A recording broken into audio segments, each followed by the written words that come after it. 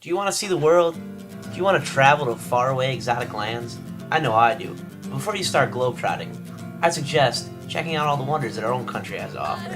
This past summer, I had the chance to pack my bag and drive cross country with 3 friends.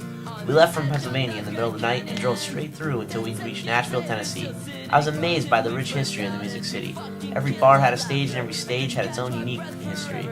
I even witnessed the funeral procession of the late, great Edward Arnold. Our next stop was Dallas, Texas, where I stood in the spot that John F. Kennedy was assassinated. While I enjoyed Dallas, I was more fascinated by the absolute beauty of rural Texas, beautiful skies and desert as far as the eye could see. I found the southwest landscape completely amazing.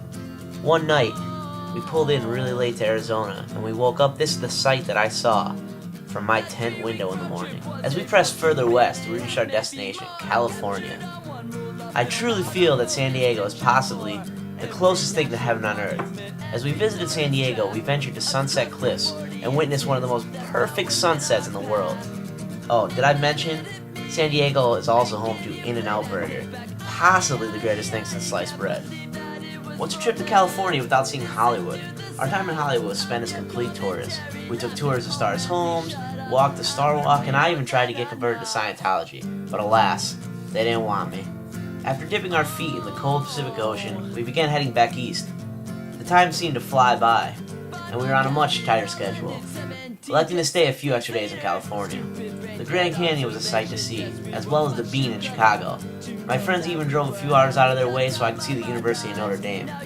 And I'll admit it, I had tears in my eyes when we pulled up to the stadium. In retrospect, the trip was a once-in-a-lifetime opportunity. As I enter the real world in a few weeks, I will look back on this trip and not only remember the great sights, but I will remember the time I spent with 3 wonderful people, crammed into a car for 3 weeks. I'll remember the laughs, the drinks, the bickering, and I'll cherish all of it forever. I'm glad I have them now.